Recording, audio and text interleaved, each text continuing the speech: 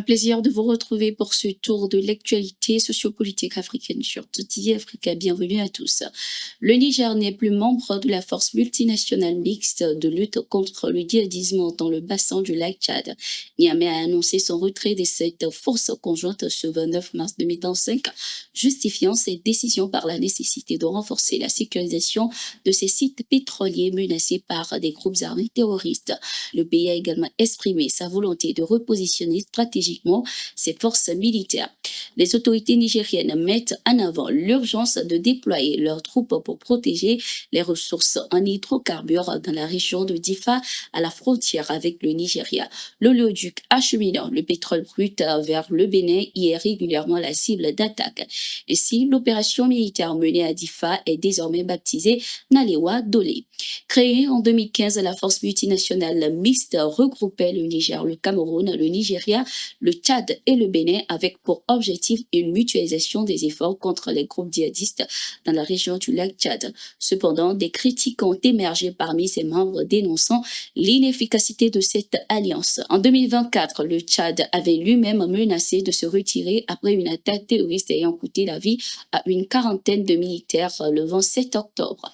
Les autorités tchadiennes avaient alors déploré l'absence de réelle coordination sur le terrain, qualifiant la force de léthargique dans un communiqué officiel.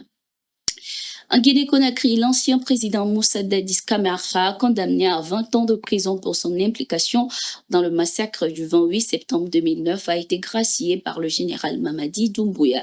Ce dernier justifie sa décision par des raisons de santé et par sa volonté de favoriser la réconciliation nationale. Cette libération a provoqué l'indignation des familles des victimes et des organisations de défense des droits de l'homme qui y voient un affront à la justice. Pour beaucoup, cette mesure représente un recul dans la lutte contre l'impunité, sapant les efforts des victimes et des ONG telles que l'Organisation guinéenne des droits de l'homme. C'est une injustice. Dadis Camara n'a même pas passé un an en prison depuis sa condamnation, a déploré un Guinéen.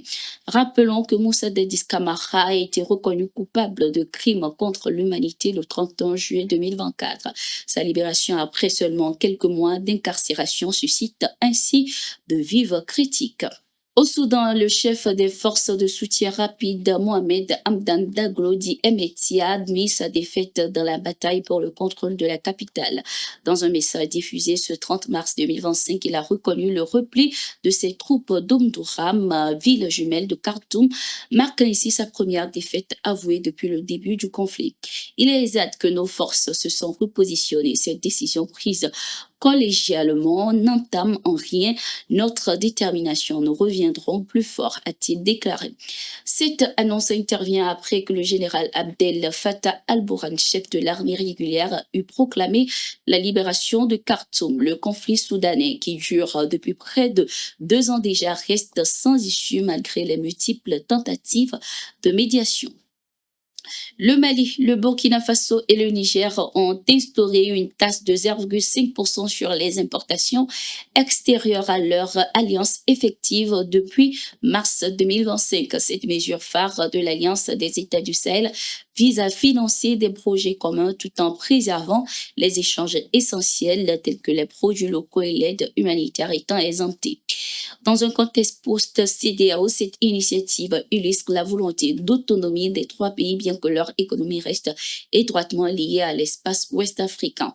Le Burkina Faso, dont 31% des importations proviennent de la région, et le Niger, toujours affecté par les sanctions, doivent désormais concilier souveraineté économique et réalité commerciale. Ce prélèvement confédéral ajustable par les chefs d'État pourrait redéfinir les équilibres régionaux. Son succès dépendra de sa mise en œuvre et de son acceptation par les partenaires économiques dans une région où les interdépendances persistent malgré les nouvelles orientations politiques. Toujours avec l'AES, les forces armées de la Confédération ont neutralisé plusieurs terroristes lors d'opérations menées les 28 et 29 mars 2025. Le 28 mars, grâce au partage de renseignements, un véhicule volé a été intercepté entre Dori au Burkina Faso et Terra au Niger. 2 individus identifiés comme Adama Haruna et Lamine Sidi Ould ont été arrêtés, révélant l'existence d'un vaste réseau en cours de démantèlement.